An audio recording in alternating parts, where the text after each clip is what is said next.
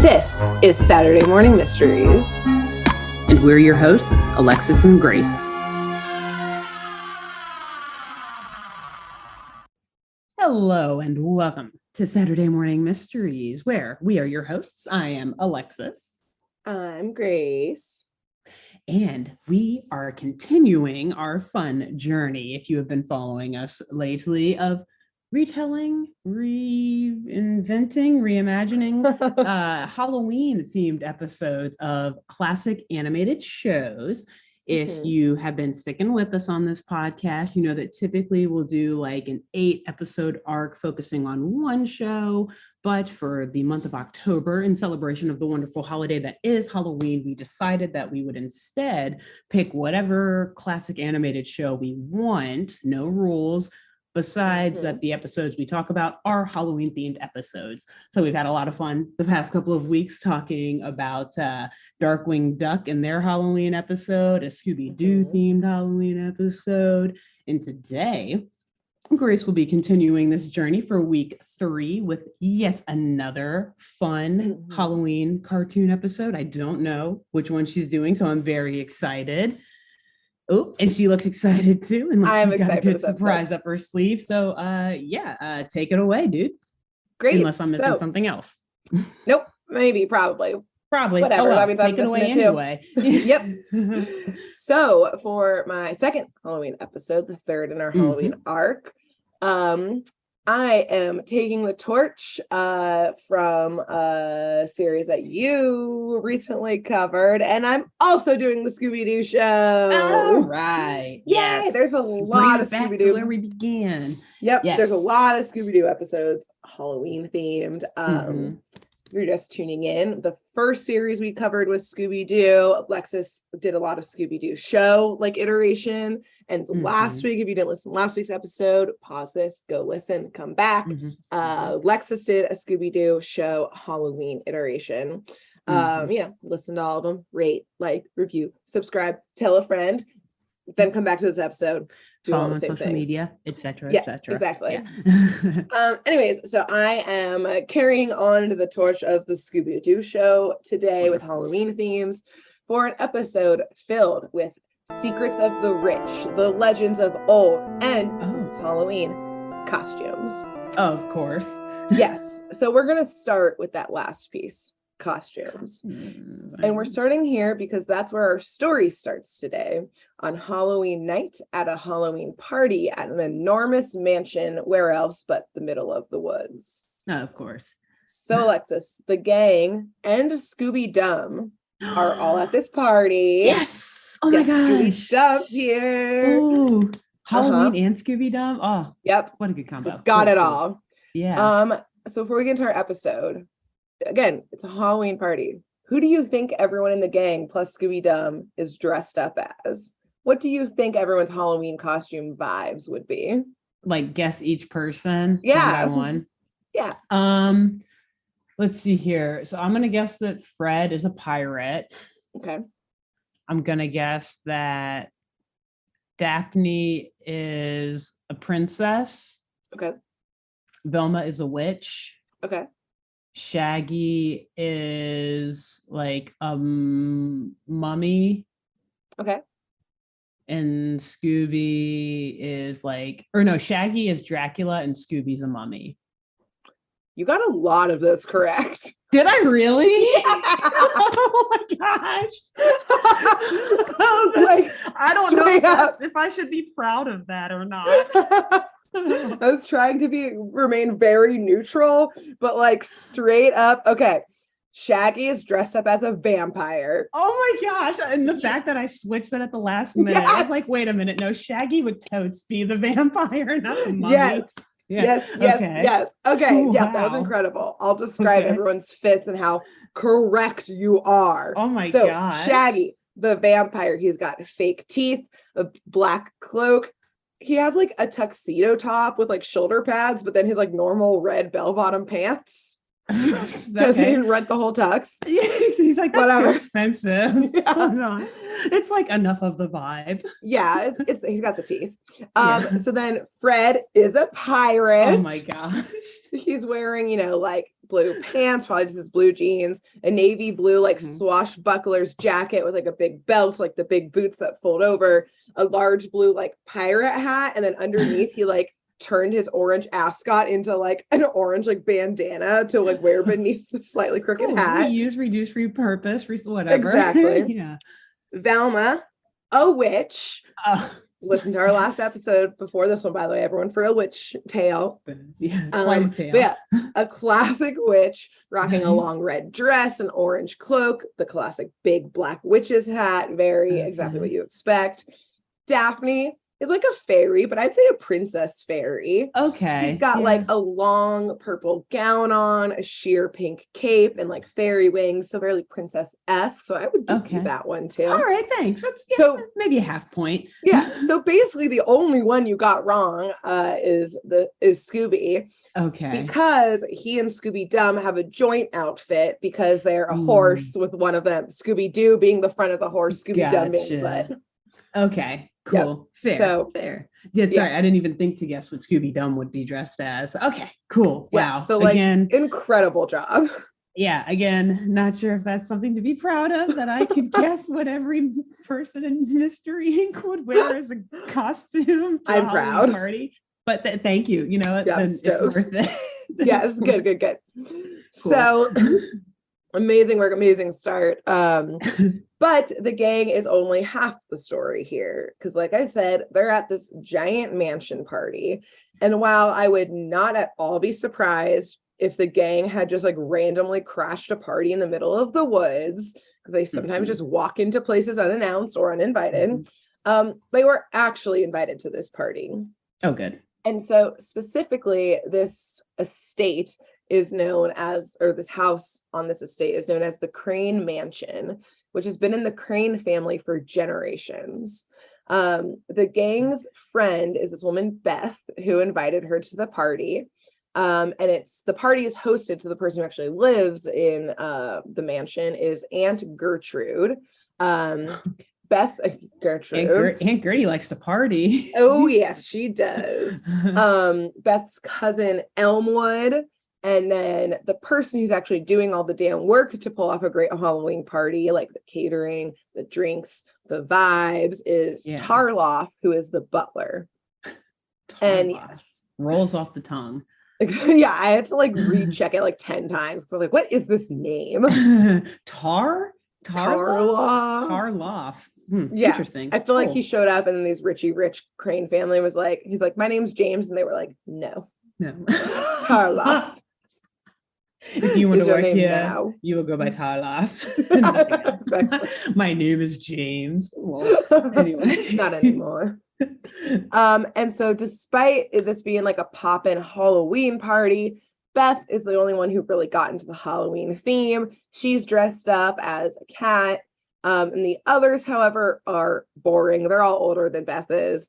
Gertrude is literally just in like this grand ball gown with like iced out jewels, including like a huge like diamond studded necklace. Elmwood and Tarloff like literally just have like suits on, which makes me think costumes are for the poor, apparently.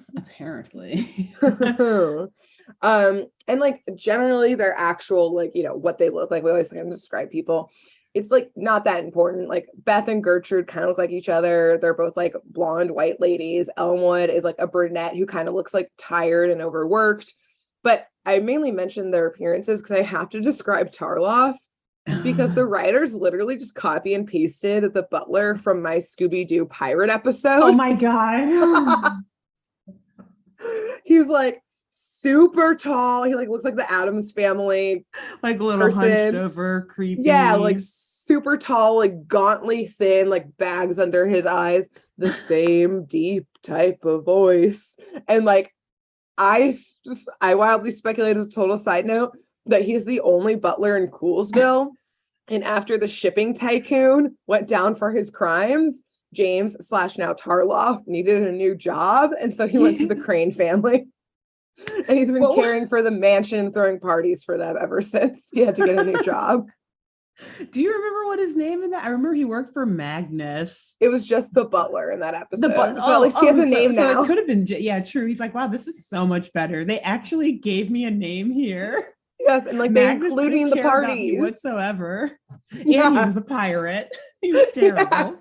Yeah. So he like shudders at the sight of Fred, like old memories. Not again. So don't let a pirate into this house. I'll get fired. And then it also like, and then Fred like takes off the pirate costume. He's like, "Oh, you are the people who broke into the house at 3 a.m. I took down my former boss." It's even worse than the pirate. Yeah, exactly. Wait, I'm already like putting Tarloff now as like he's got a huge motive. If it is like the same guy, he's like, this is revenge for taking down my old boss and making me lose my job. Although again, they gave me a name here. Yeah, just against Fred. And whoever else is dressed as a pirate at this party. Yeah.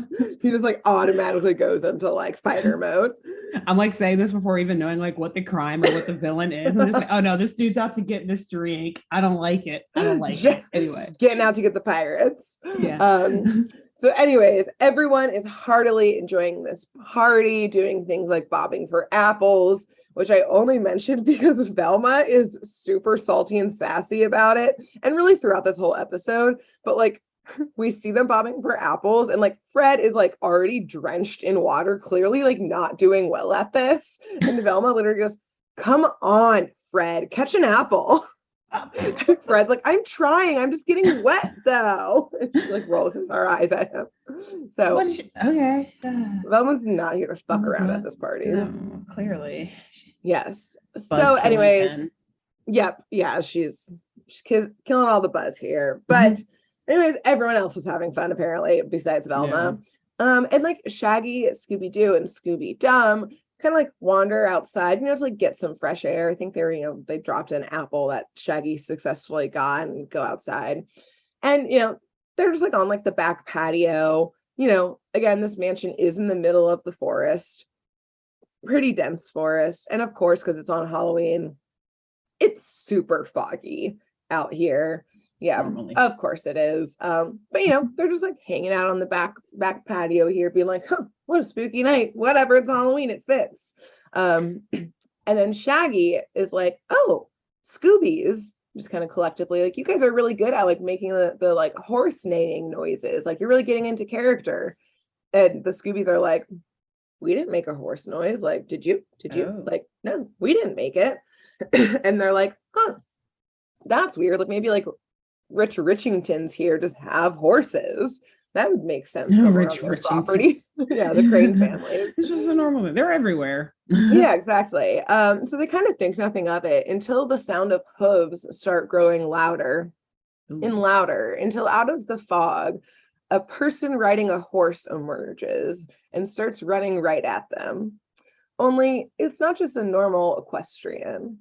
Instead, the caped figure on top of this horse, instead of having a human head, has a pumpkin head, a pumpkin head that can come off, rendering the person headless. Oh, a person who's headless. On a horse. Oh, is he a man? We'll get to it, because smartly, Shaggy and the Scoobies book it inside, being like, "That is some creepy shit." And they find the gang with Beth in the house. They explain what they smell, but Fred, Velma, and Daphne very smartly point out, like, "Yeah, this is a costume party. Like, true. This is probably someone in a costume. Like, duh. Like, they're probably just arrived late." You make a good point, you investigators. Yeah, well, like they're just trying to have a fun party. Yeah. But Beth, however, grows suddenly very pale and asks Shaggy to like recount exactly what they saw. And this to her is no mystery, because, as you perhaps hinted, and based on the literal description of this person, is, Beth declares, the Headless Horseman. Now, if this were just some famous mansion in the middle of the woods, we might be like, yeah, Headless Horseman. Okay, writers. But the part of the woods that this mansion is in is called Sleepy Hollow. And Beth announces, when pointing out a portrait of her family, that her great-great-grandfather was the Ichabod Crane. Of course. I was like, of course. Headless. Didn't you say Crane earlier? I'm like, you see me like doing calculations in my mind. The red like string of your mind right now, putting it all together. I forgot about the Headless Horseman episode of this show. Yes. Okay. Ooh, yes, go on. I want to, okay. We're getting into it. Yes. Okay. So Beth goes on to explain who Ichabod Crane was and who the Headless Horseman is. And I will say the writers give just like an extremely accurate Sparks Notes version of Washington Irving's 1820, The Legend of Sleepy Hollow. Wow, to the point of perhaps copyright infringement. Yes, it was very light. I mean, like, this was what? Like, this is over 100 years later. Like, it's in the Creative Commons now or whatever. Yeah. Hopefully, I don't know. Otherwise, yikes, because I'm about to tell it too. So we are now about to infringe. No, I'm just all good. It's fine. So the even more spark-noted version of this tale. Yeah. Really, the parts that are only important for this episode is that, yes, in the Legend of Sleepy Hollow, Ichabod Crane was a very superstitious man who got himself into some shit in a place called Sleepy Hollow while vying for the affections of a woman in town, a woman who another man also wanted to marry. Classic. Lots of ghoulish things happen in this town. And it's not just Ichabod Crane who's super superstitious. Most of the women and like old crones in the town are also highly superstitious and love to spill the tea, including about one of the greatest legends of ghosts in their town, which is the legend of a headless horseman ghost who previously was a soldier in the Revolutionary War, whose head got blown off by an American cannonball, like USA, USA. Yeah. Exactly. But his head was never found. Yeah, exactly. He apparently it's a thing called a Hessian soldier, which I didn't know about, but it was like Germans who came over to fight for the British side during the Revolutionary War. I know. And all the love that we've been showing to the Germans on this podcast. Right? In the past, not in this episode. People are probably, what the fuck are you talking about? Go back and listen to other podcasts. Listen. Whatever. Anyways, I didn't know it was a thing. And even Beth uses the term a Hessian soldier. So again, anyways, so as the legend of this ghost in Sleepy Hollow goes, is that, they never were able to find his head. His fellow British soldiers buried him without it. But now the Headless Horseman chases people in Sleepy Hollow down in the dark of night, trying to steal their heads as his own so he can have a head again. It's hard to be a ghost without a head. Yeah, or a collection. It's actually not clear. I guess no one stopped to ask him. But he still had. They were too busy running for their lives or getting their heads cut off. Exactly. Yeah. Not a lot of time for chit chat. He's not a small chat type guy, it seems like. But the only way to escape this fate was to cross into like the local cemetery, which the horseman couldn't cross into without bursting into flames. I assume because of some like Christianity demon ghost shit type of thing. I've never read it, so I don't actually know. I saw the movie back when I was really young. I haven't even seen that, so okay, that's Wikipedia and the episode telling me what happened. Who was in that movie? Anyway, so one night in the Legend of Sleepy Hollow, at the peak of this love triangle for this woman, Ichabod Crane is riding home when he encounters the Headless Horseman. He tries to flee, just barely making it to the cemetery, maybe just into it. But then the next day, all that is left of Ichabod Crane is his horse and his hat, never to be seen again. Oh.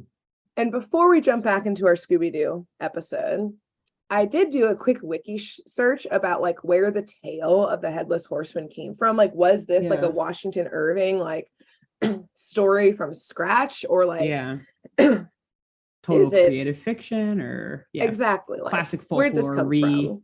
Yep. And so folklore is the exact answer, because the figure known as the Headless Horseman has been appearing in folklore around the world, namely Europe, since the Middle Ages. So in addition to the history given in the show, the American folklore version does indeed say that it's like this Hessian soldier from the Revolutionary War, but that he also carries a jack-o'-lantern around with him, both as a replacement head, as we saw in the show, but also as a weapon, apparently, in our version of the story in America.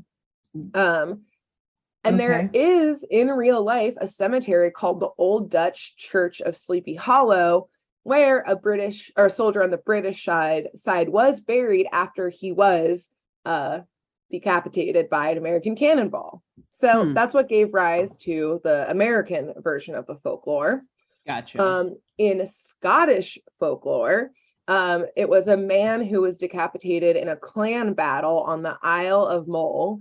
And in these accounts, both he and his horse are headless, which is kind of scary. That's absolutely terrifying. Yeah, that's like a large thing to just be missing on a horse. Running around without a head. Yeah, that's it feels very like Book of Revelations, like the I don't know, like Horseman of Hell or whatever. The 4 horsemen. Yeah, I mean, I think even those horses the horses they rode on still had heads. But I mean, if you're gonna see headless horses, I guess it would be like at the apocalypse.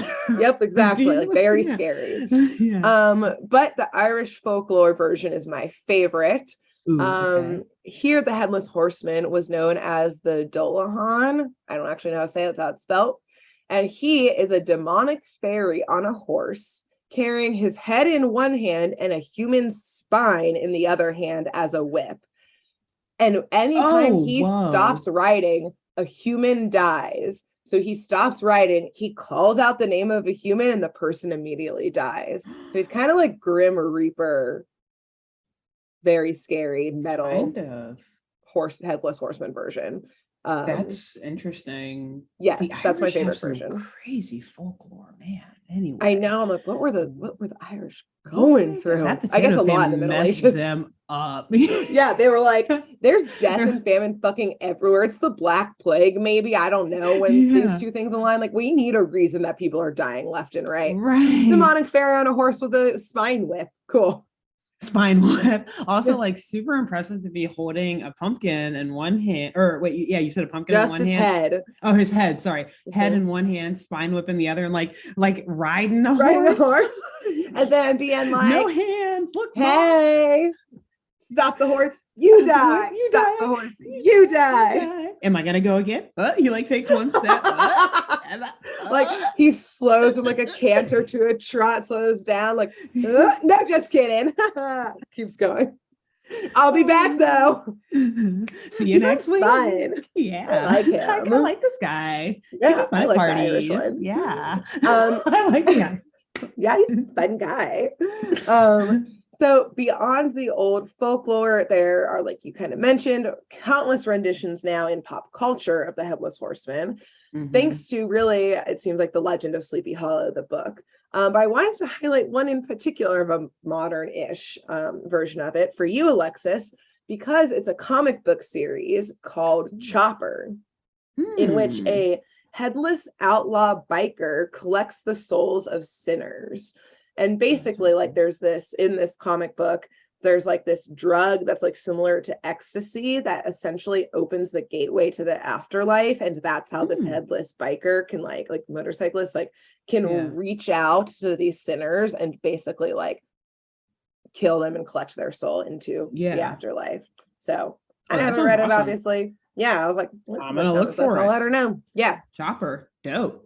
Obviously, like clearly inspired by the legend of exactly. Ichabod Crane. Awesome. Gonna check that out. Yes, highly recommend. Maybe, I don't know. It was on the Wikipedia page. If I come across it and get it, I'll let you know, and then you can officially recommend it to people based on my recommendation to you. But I'll act like it was my idea.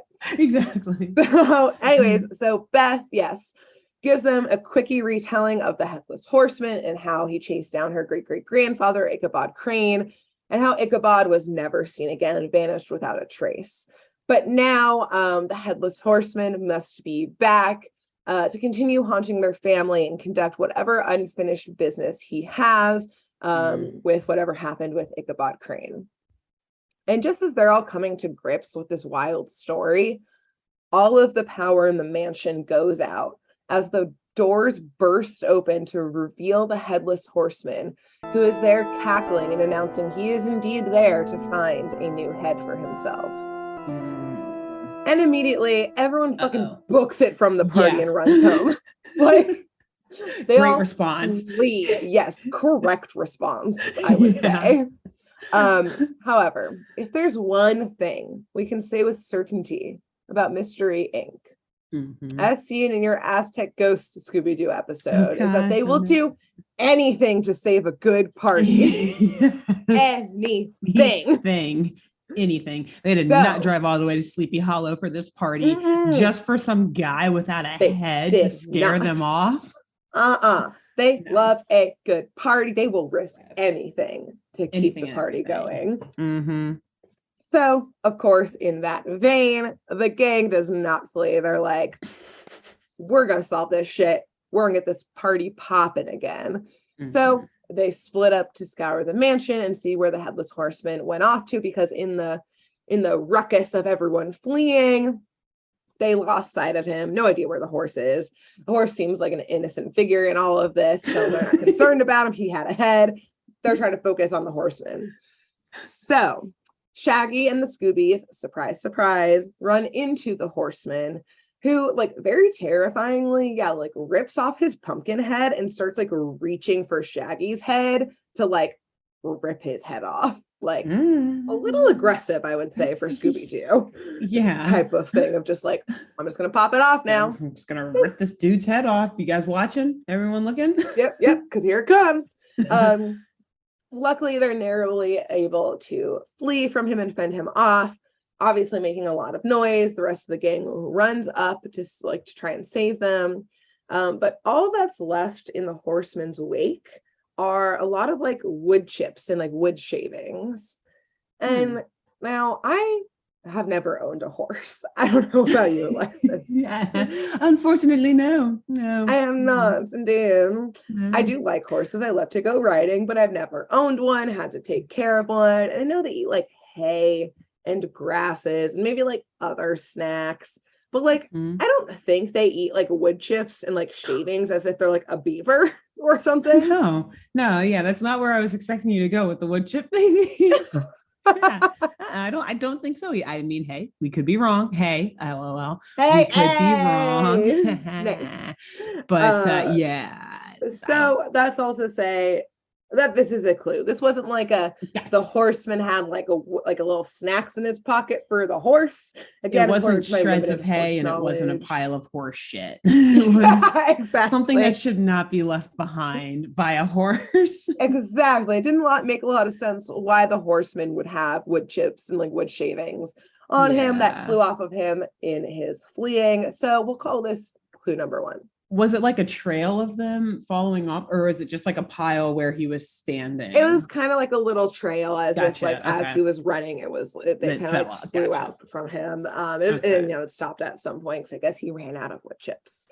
But just as the gang is going through their horse sense and horse smarts to add up what the horse deal is, they hear screams in a different part of the mansion and sends them running to it. So here they find the rest of the Crane family. So remember Beth, Aunt Gertrude, Elmwood, and Tarloff. Even though he's not part of the family, more or less, as he's employed by the family. Yeah. In like the study or something like that, where Gertrude is like pale as can be and like clearly panicked. She explains, had been trying to just relax in her study when all of a sudden, from one of the walls, a ghostly hand reached out and grabbed for her head. Oh. And this simply sends the rest of the Cranes into a tizzy and arguments about what's going on. So on one side, we have Beth lamenting that the horseman is coming back to finish them all off, that Ichabod Crane, whatever happened with him, wasn't enough. Their family, the horseman's going to get all of their heads. On the other side, Elmwood said that like that legend is not like, it's not like some like cursed revenge. Like that doesn't make any sense. Like what did Ichabod Crane do to enact this revenge? But instead, he blames it on Gertrude.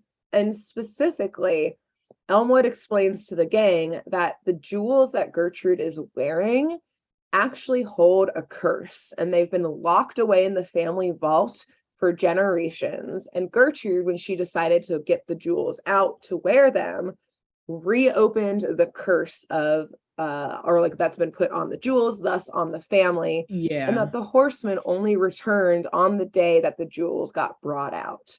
Tarloff, for his part, is kind of like, aren't we concerned that like a hand protruded from the wall? Like, should we check that? Like, he's like, yeah, jewels, house we don't know about. Like, right. What's going on? Can you like secure the premises before we go on about this curse? About curses? Like, I've seen some curse talk before, and we need step one, secure the premise. And like, again, both very hilariously and like shadily, both against butlers, and two, going back to now like Tarloff hating the gang because of their potential past run-ins. Shaggy or like one of the Scoobies, like for the first time, get like a really good look at Tarloff and shout that like, this is the exact like shade of extremely pale hands that we saw on the Horseman earlier. And they like grab Tarloff's hands to like hold them up, and look, they're like pale white. And Tarloff is like, I made the desserts tonight. This is all powdered sugar. And the Scoobies start looking at his hands, and indeed it's covered in powdered sugar. Oh my God. This butler does not get paid enough. Shaggy is like, perhaps you are correct, sir. Like still eyeing him all suspicious. Indeed. Yeah. But you do still look terrifying. Yeah, Shaggy's like, how convenient. As Shaggy in a previous episode had also covered himself in like powdered sugar before flour. He's like, I know this trick. They're still sus.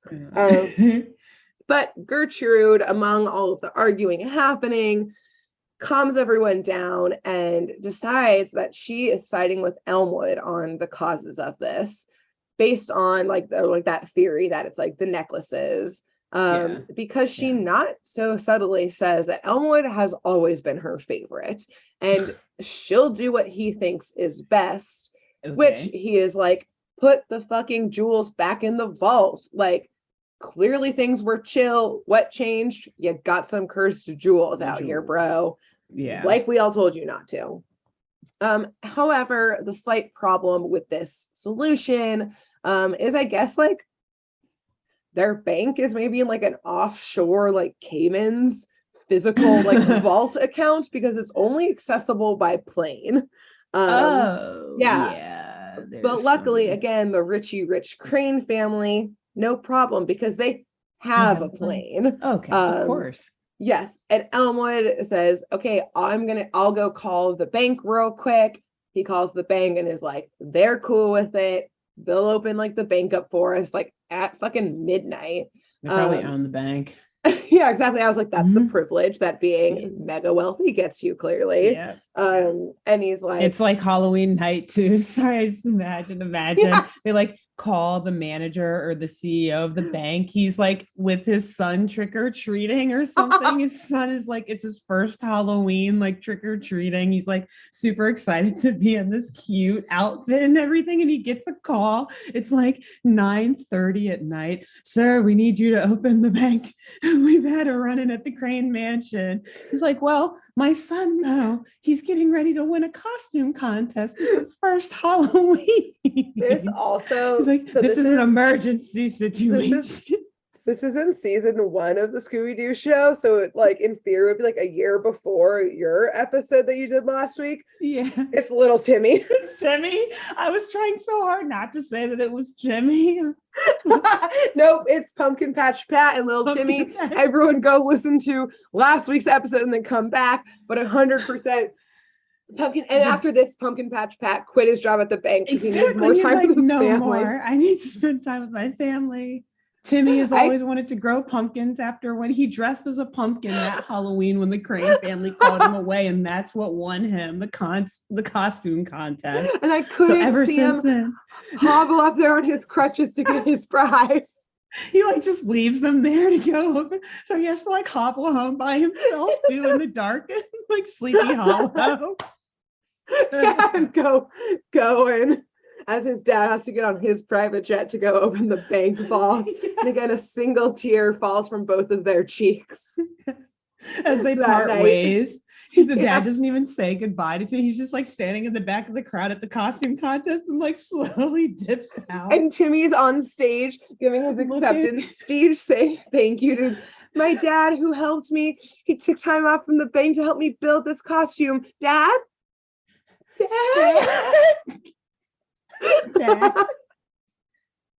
So fucked up. I would think this is funny. The person hosting the thing is like, all right, kid, get off stage. Like, come on, we have another winner to come up for the next round. He's like hobbles off the stage. The not like depressing kid round. Get off of here. Yeah. The round of parents who love their children. Get out of here. The popular kids come up next wearing like Timmy's outfit is like super poorly made, like hardly looks like a pumpkin. It was really a sympathy vote.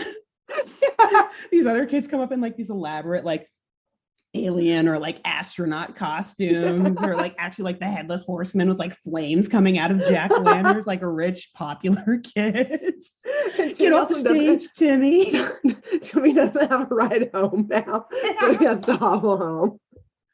Carrying this ginormous trophy too. Like they actually give him a huge trophy. It's like bigger than him. And after when Pumpkin Patch Pat gets home from opening the bank vault, like all he like sees is just like the trophy and like the costume, like in like the like foyer of their house, and that's the night he quit the bank and decided to grow pumpkins to be with little Timmy.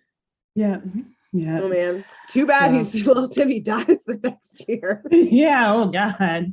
Next Halloween is no better actually for little Timmy. It actually gets a lot worse.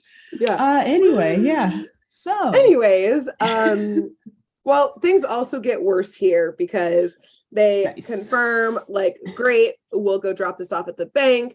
Elmwood is just like, this'll like, we need to get this shit done now. Like I've been telling you this is cursed.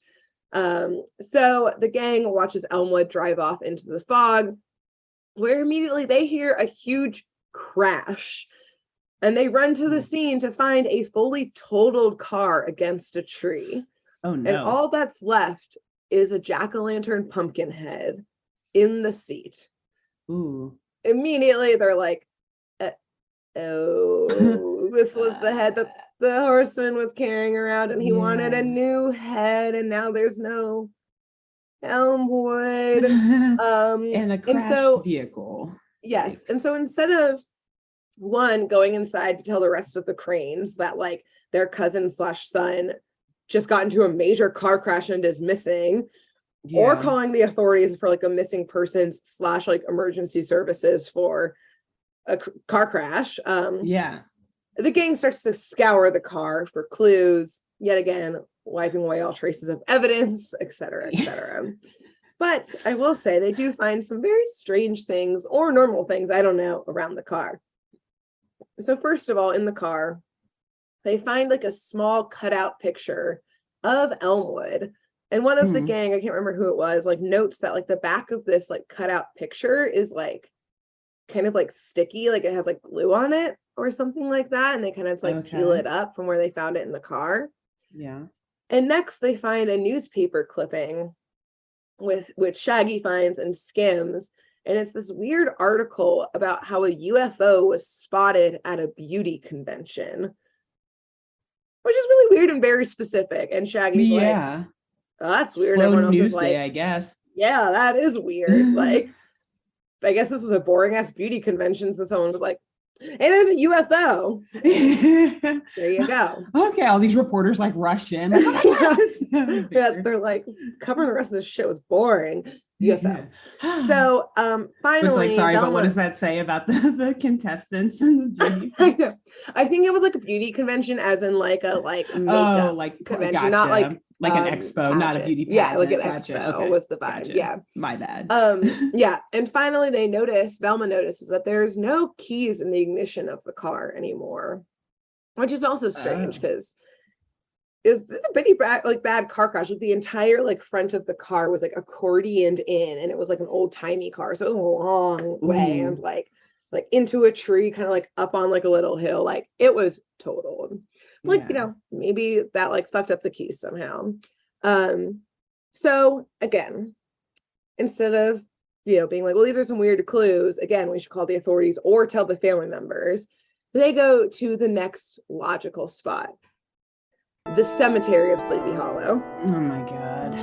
Yes. And so on the way, they both catch glimpses of the Horseman, who indeed looks like he now has a head, making them panic a little bit. There's no more pumpkin shape up there. It's like a human head shape now.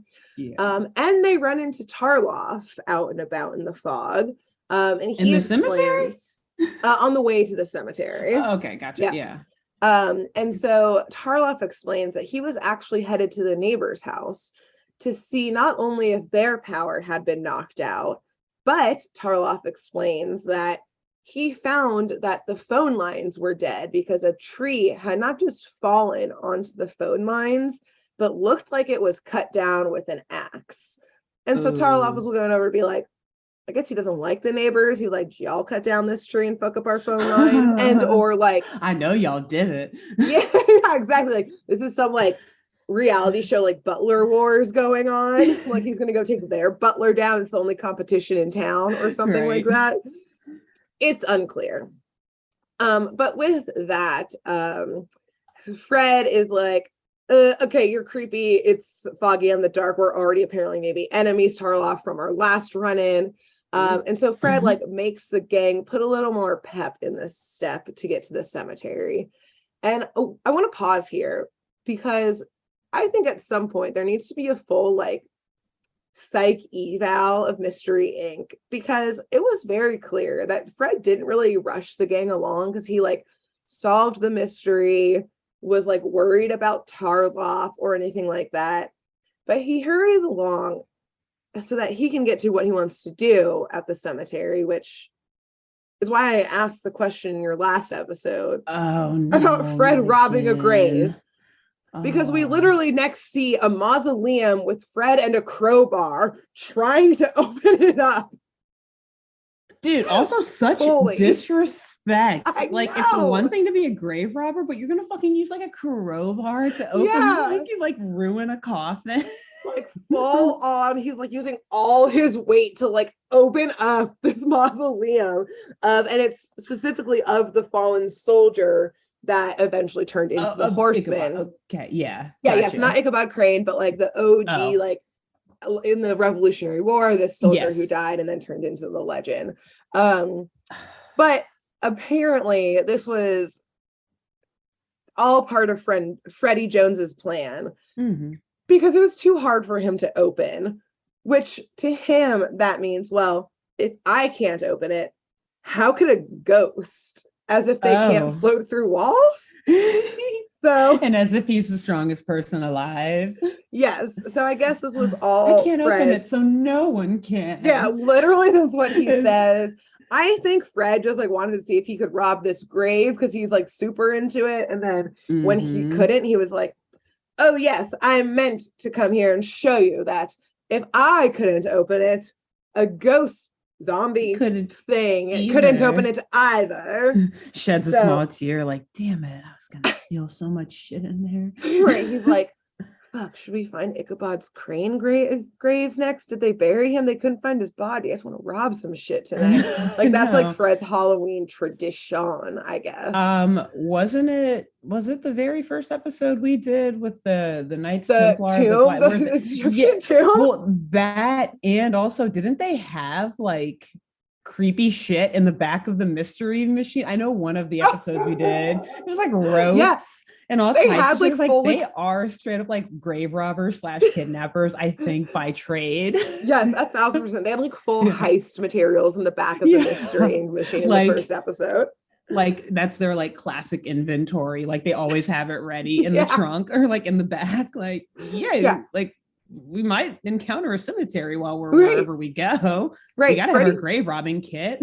Fred does love like the back roads, like type of thing. He also in like the Aztec ghost episode was like, yeah, let's go into this temple, which like typically temples and pyramids were for like great rulers' tombs. So yeah, Fred Jones loves robbing graves. I think that if we track it, honestly, almost every episode that we've done of Scooby-Doo now, besides maybe one or two, involves him stealing something from a tomb in one way or another, or a grave. We need to look into Fred. I think a little bit. You got some issues here. It's like, yeah, they fell into this investigation. Fell, quote unquote, into, aka Freddie was out just trying to do his normal grave robbing, and then they like realized that shit was already stolen from there. He got and he was like, I was solving a mystery. That's off. See, these things were stolen, and I didn't steal them. I didn't do it. Puts his backpack and is like clanging like noises. Shovels and shit. Dirt falling out of the backpack. It's like dirt on his shoes. A skull rolls out of the backpack. Like the most evidence. Right. Anyways, I guess Fred is like, okay, well, I guess scratch that fun night off my to-do list. But luckily, it does help him go to another conclusion. And he rushes the gang to the van so they can head the Headless Horseman off at the place that Freddy now knows the legendary figure is going. Instead of the cemetery again, which was just for Fred's own funsies, the airport. So, they arrive at one of those, like, it's like a small airport, like the ones where it's like, you know, like a little 2-person like planes or like one person can fly it themselves. Again, like, fancy. I know how to fly my own plane and have my own plane. Exactly. And so they arrive just before the Horseman indeed arrives, galloping in. And this confirms one of their worst fears, that indeed atop of the Horseman's shoulders is indeed a head now. But it is the ghoulish looking head of Elmwood with like pale as can be, with drooping eyes and matted hair, as if he just came out of a grave, and looking gaunt as well. And luckily, through a series of shenanigans and mishaps, Shaggy and Scooby are able to corner the Horseman in the tiny plane and get the Horseman out of it before it takes off to God knows where. At this point, they do call the authorities, which is the same like cowboy trooper that shows up. Who didn't know how to use the handcuffs. Who doesn't know how to use, he doesn't even bother with the handcuffs this time. Okay. At all. He was like, we don't need to do it. So Shaggy does the big reveal of pulling the mask off. Oh, do you want to guess who it is? I know Shaggy got the honors. That's right. Oh yeah, you know, I forgot that we did the big reveal. Honestly, yeah, because I didn't do that in my episode last week, but it would have been almost impossible. So an unnamed character was the big reveal last week, literally. Unfair, yeah. Wait, can you go back through the list of suspects? Sorry, just like real quick, the names. Yep. So it's like the Crane family. So Beth, who was the friend who invited them, and she thought that it was the Horseman back for revenge. We had Aunt Gertrude, who was wearing the cursed jewels and throwing the party. We had Elmwood, who's Gertrude's favorite, and was like, those jewels are hella cursed. And we had Tarloff, who I surmise is the old butler from before, and is like, this is some creepy shit. Secure the perimeter. I'm gonna go to the neighbor's house and call him out. Yeah. Dang, yeah, I thought it was Gertrude. So Shaggy pulls and pulls and pulls until the Horseman finally shouts out in pain, telling Shaggy, stop pulling my face. My face, yeah. Yes, because just as Fred knew, apparently, it was Elmwood. So Fred goes through the clues, and I think Velma helps. Yeah. So they, at first like weren't sus of Elmwood until they hear from Tarloff that the phone lines were off and cut down because of a cut down tree. Which Elmwood said he went and called the bank to confirm that he could fly and drop off the diamonds. Liar. The phones were not working. Yeah. 2, the fact that the wood chips were left behind, and thus he must have chopped down the tree, gotten some wood shavings on his fit, etc., and left them behind. So again, as Tarloff had explained, wood chips cut down the tree. The small picture of Elmwood was apparently a passport photo, because apparently you just like glued them in back in the day, which like I will say, like international travel, sometimes you do need extra photos for passports, for visas. Again, I guess I don't know how to glue on it, but whatever. But clearly Elmwood was indeed trying to flee the country with the jewels. And why did he want the cursed jewels? Well, apparently he made up that this was a family curse, so he could take the jewels from Gertrude and sell them for a shit ton of money, because in classic Shaggy fashion, he did not read both sides of the newspaper article he found. Okay, thank you. I was like, but what about the newspaper article? What about that? Okay. Because on the other side of the UFO Beauty Convention article was an article about the bankruptcy of Elmwood Crane's company. So, yes, Elmwood used the legend of the Horseman in this family plot, / possibly maybe he was going to like blend in as a costume figure, and then the whole like gang kind of got in his way, so he switched gears to like cursed jewels, let me go drop him off at the bank type of thing. Again, he knows how to fly the plane, Richie Rich Boy, and yes, was going to take the jewels, sell them, and get all of his money back. And now I will say, Gertrude willingly gave Elmwood the diamonds, so I don't really understand the legalities of like a con, I guess, like duping someone it's fraud into something. Still. And I'm a little fuzzy and like gray on that, especially before, like this was like, before internet scams. Obviously people have been con men for forever, but like I don't know where that lies in the level of like legalities and like our legal system of just like, I got tricked, but you gave them, there was no contract. I don't know how it works at all. But anyways, Elmwood classically says this would have been the perfect crime, wasn't for you kids. And the trooper has the last line saying, well, we'll find a perfect jail cell for you instead.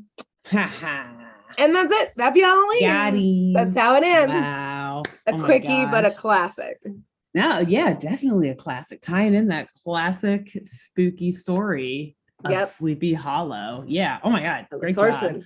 job. Yes. I totally forgot about that episode. Yeah. As soon as I started watching it, I was like, oh my God. And then I was also like, oh wow, they give like a very accurate, correct description of the legend of Sleepy Hollow in this. Like, good job, Beth Crane.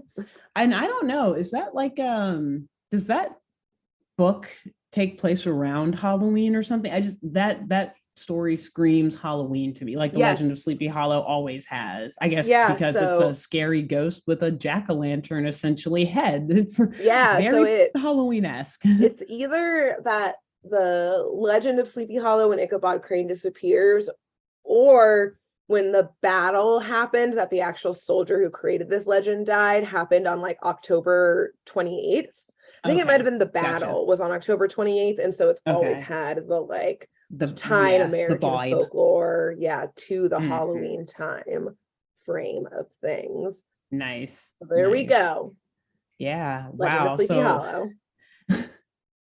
Just like involving. Wait a minute. What was Scooby-Dum? Was he was just like tagging along pretty much? He didn't really do much this episode. He was just like, I thought I was getting invited to a nice Halloween party. Although I will say, in this episode, the writers accidentally say that they're brothers, not cousins. Ooh. So a little bit of discrepancy. Oopsie. But it's okay. If Fred said it, he was distracted. He had grave robbing on the mind. He was like, hey, Scooby-Doo, they're brothers or something like that. So the cemetery. Beth, where are the directions to that again? I think there's a mystery afoot. And she was like, what? Huh? Want to What's going on? desecrate the ruins of my family? What? What? Huh? Nothing. No. What? That? Hmm? No. I didn't say anything about stealing jewels or anything from a mausoleum. What? No. But Fred, who told you that my ancestors were buried in a mausoleum? He's like already researched all of this. Like, yeah. He has like a whole map, like in the mystery machine of like cemeteries in like a 300-mile radius. And he's just slowly knocking them the off. Most famous people. Buried in all of them.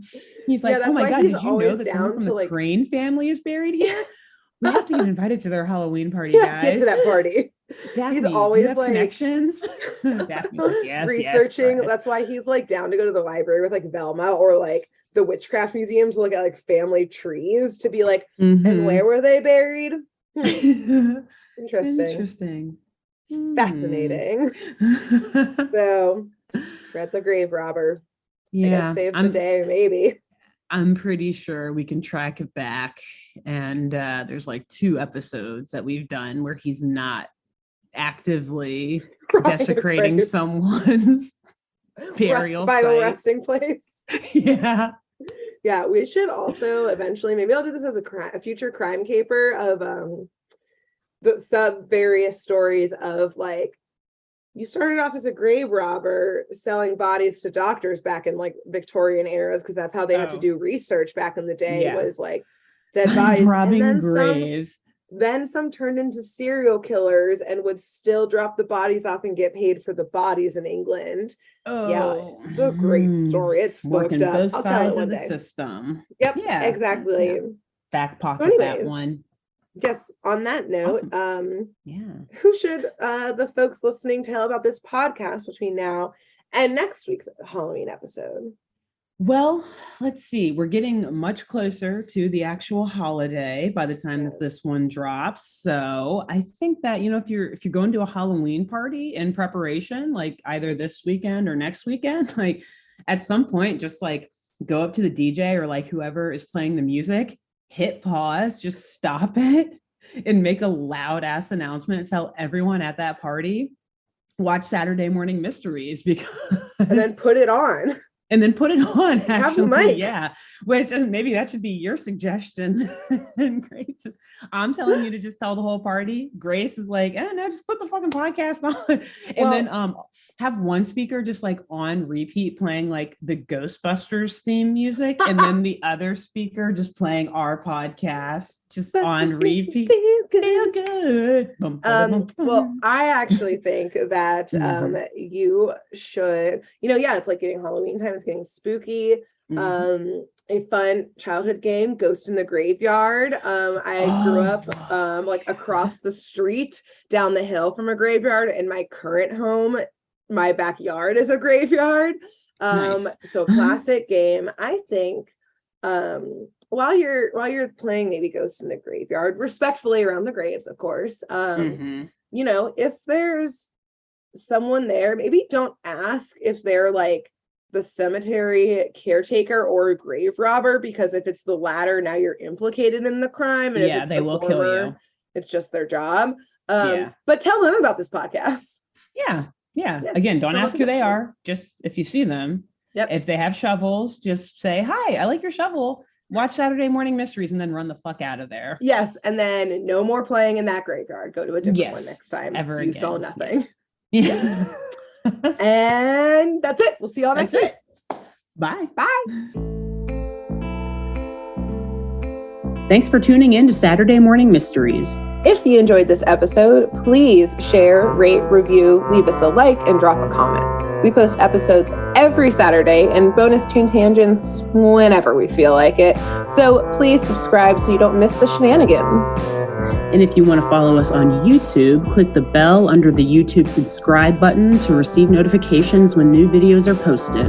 And if you want to subscribe to the podcast, we have no idea what you're listening to us on, so just hit the big subscribe button on whatever app you're using. We believe in you. Give us a follow on Twitter and Instagram at SatmornMist, all the abreves, and let us know if you have any episode or show requests by emailing SaturdayMorningMysteries@gmail.com. Thanks to Jenna Kendall for the logo design and to Ava Sakiki for the music used during this week's episode. See y'all groovy kids next week on Saturday Morning Mysteries.